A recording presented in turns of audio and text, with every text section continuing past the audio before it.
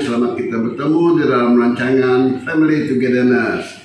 Dan untuk memulakan program kita pada petang ini, mari kita sama-sama menyanyikan lagu tema kita, When God is in the Family.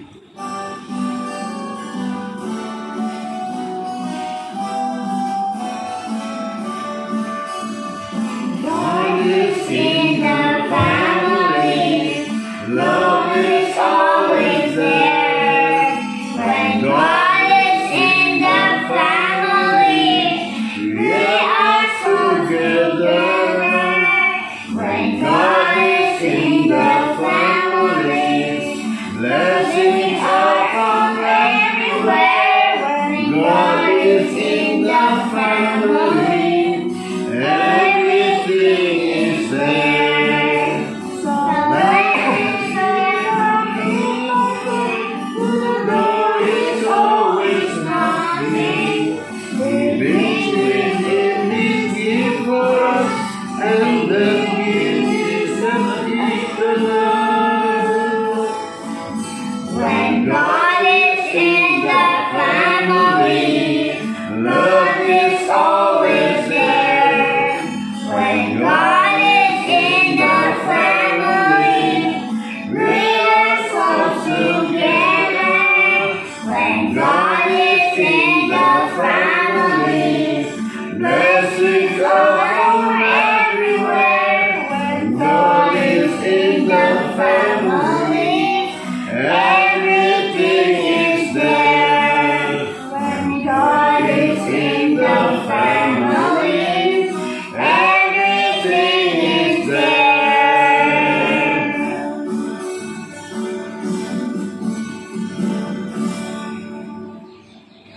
Mari kita berdoa untuk pembukaan rancangan kita.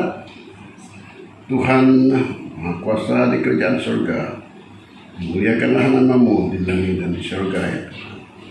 Pada petang ini kami bersyukur karena peluang seperti ini di mana kami menyertai rancangan dalam Family Togetherness. Biarlah Tuhan beserta dengan semua kami, pimpin kami dengan Roh Kudus Tuhan untuk terus menjayakan rancangan pada petang ini. Biarlah segala peralatan yang digunakan diberkati supaya program ini berjalan dengan lancar, dan segala usaha-usaha kami diberkati. Ini segala kesalahan dan dosa-dosa yang kami lakukan ya Tuhan, kami merendahkan diri kami di hadapan Tuhan. Dalam nama Yesus Kristus kami sudah berdoa dan mengucap syukur. Amin. Jadi pada petang ini diambil dari Amsal 3 ayat 33. Pokok Tuhan ada di dalam rumah orang fasik, tetapi tempat kediaman orang benar diberkatinya. Jadi kita syukur kepada Tuhan kerana dapat berkumpul pada malam ini untuk satu program Family Togetherness. Jadi apa yang saya mau bawa untuk perkongsian kita dalam tajuk berkat untuk keluarga, seperti yang dibaca oleh anak kita tadi dalam Amsal 3 ayat 3. Jadi kita ketahui bahwa bagi kita dalam keluarga kita, kalau kita orang benar, jadi Tuhan sudah mengatakan dalam janji dia akan memberkati kita. Jadi untuk objektif perkongsian dalam kekeluargaan yang kita bersama ialah untuk mengajar kita bagi mendirikan rumah tangga yang bahagia dalam kekeluargaan Tuhan. Jadi dalam keluarga bahagia ataupun berjaya, semua kita suka untuk melihat seseorang itu berjaya kan. Jadi Tuhan pun sama. Jadi Tuhan pencipta kita, seperti dalam ciptaannya, dia memberkati semua apa yang telah diciptakannya. Jadi kita sebagai anak-anak Tuhan, hasil ciptaannya, memang Tuhan menghendaki kita melakukan perkara yang baik. Jadi kejayaan kita bermula apabila kita dah jemu dengan kegagalan. Jadi kegagalan memang dalam dunia banyak orang yang mencipta-cipta sesuatu, memang pemulaannya ialah gagal. Jadi di sini daripada apa yang kita sudah jemu dengan kegagalan, jadi kita akan berjaya. Jadi kejayaan bukan dengan persekitaran kita, tetapi dari dalam diri kita, yaitu macam orang selalu cakap positive thinking. Jadi dalam kehidupan minda kita perlu ada satu perkara yang mengatakan kita akan melakukan satu itu dengan perkara yang berjaya. Jadi kejayaan satu karga yang kekal adalah melalui kebijaksanaan yang kita peroleh dari iman dan tuntunan kehidupan menurut Tuhan Yesus. Itu yang dihendaki.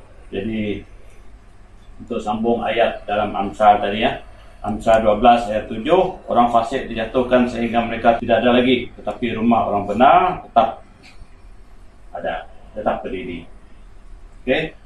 Dan Amsal 22 ayat 6, didiklah orang muda menurut jalan yang patut baginya, maka pada usia masa tuanya pun ia tidak akan menyimpang daripada jalan itu. Itu yang kita harus ingat juga. Dan dalam Mazmur 112 ayat 1 sampai ayat 2, jadi haleluya, berbahagialah orang yang takut akan Tuhan, yang sangat suka kepada segala perintahnya. Anak cucunya akan perkasa di bumi, angkatan yang benar akan diberkati. Oke, jadi ini perkara yang harus kita ingat. Jadi persoalannya di sini ialah bagaimana dengan pola didikan di rumah tangga Kristen dan di gereja kita, ataupun apa yang dilakukan di dalam keluarga Kristen dan gereja sekadar menjalani hidup tanpa arah dan tujuan didikan yang jelas. Jadi kita ketahui didikan anak-anak, didikan bermula dari rumah. Jadi siapa yang memulakan didikan itu? Kita lihat dalam Keluaran 20 ayat 12, 14 dengan ayat 17. Ini yang berkaitan dengan hukum yang Tuhan telah nyatakan. Yaitu, hormatilah ayahmu dan ibumu supaya lanjut umurmu di tanah yang diberikan Tuhan kepadamu. Okey. Hukum 7, jangan berzina. Hukum 10, jangan mengingini rumah sesamamu, jangan mengingini istrinya atau hambanya laki atau hambanya perempuan atau lembunya atau keledainya atau apapun yang dipunyai sesamamu. Jadi kita lihat dalam 3 daripada 10 hukum ini, ianya berkaitan dengan keluarga. Jadi pertama, kita harus ingat bahawa menghormati ibu bapa. Dalam keluarga, pasangan suami istri, kita harus sama-sama bersatu seperti dalam satu keluarga Kristen. Okay.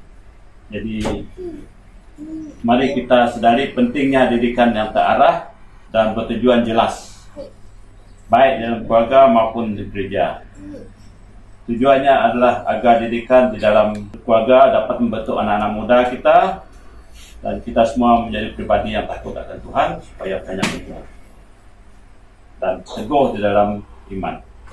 Jadi kualiti iman Kristen tidak hanya berimplikasi secara dalaman kita di dalam komuniti, melainkan juga di dalam kehidupan bangsa dan negara. Jadi pemulaan daripada keluarga.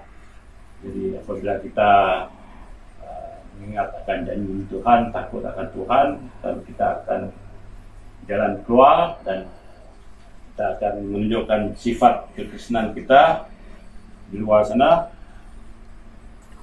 Oke, jadi untuk penutupannya, mari kita siap dididik dan mendidik menuju ke kehidupan yang lebih baik berdasarkan iman kepada Kristus dan demi kemuliaannya. Semoga kita semua diberkati dalam keluarga kita. Dalam keluarga kita di sini kita ada 4 generasi, jadi daripada orang tua sampai ke anak-anak. Jadi harap kita semua sentiasa ingat akan janji Tuhan dan penurutan kita untuk meneguhkan iman. Semoga Tuhan memberkati. Untuk semua ahli keluarga kita yang berada di sini, Ini adalah kumpulan daripada keluarga Dewi, keluarga saya sendiri dan keluarga Nahim. Dan untuk memulakan kumpulan kita akan mendengar ayat hafalan yang akan disampaikan oleh adik Crystal. 1 Korintus 13 ayat 13. Demikianlah tinggal ketiga hal ini, yaitu iman, pengharapan, dan kasih. Dan yang paling besar di antaranya ialah kasih. Terima kasih adik Crystal, di mana dia telah mengambil ayat hafalan dari 1 Korintus 13 ayat 13. Jadi ayat hafalan ini adalah mengatakan ada tiga hal ini, yaitu iman, pengharapan, dan kasih. Dan yang paling besar di antaranya ialah kasih. Inilah yang kita selalu menggunakan di dalam keluarga kita, di mana supaya kita sentiasa mengingati tiga perkara ini, ya, yaitu iman, pengharapan, dan kasih. Dan kita harus ada kasih di dalam keluarga, dan kita juga harus ada kasih kepada Tuhan, ya. Karena dengan adanya kasih, keluarga kita akan bahagia dan kita akan bersama-sama dengan Tuhan, ya. Dan juga di sini mengatakan iman. Kita juga memerlukan iman di dalam keluarga kita. Kita harus menguatkan iman di dalam keluarga dan semua kita, supaya iman kita sentiasa teguh dan sentiasa kukuh, ya. Begitu juga dengan harapan. Harapan kita adalah harapan supaya apabila kedatangan Yesus kedua kali kita dapat diselamatkan, ya. Itu janji Tuhan. Dan inilah tiga hal yang harus kita apply-kan keluarga kita, ya, yaitu iman, pengharapan, dan kasih. Terima kasih. Mari kita nyanyikan lagu penutup Family of God.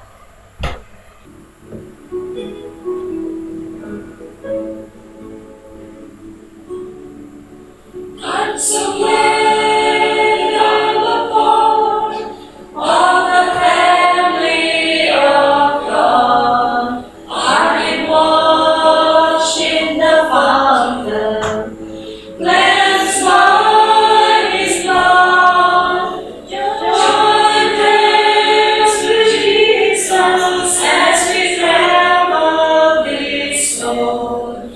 For a part of the family of God. You and all these sister, brother, and sister of Him is because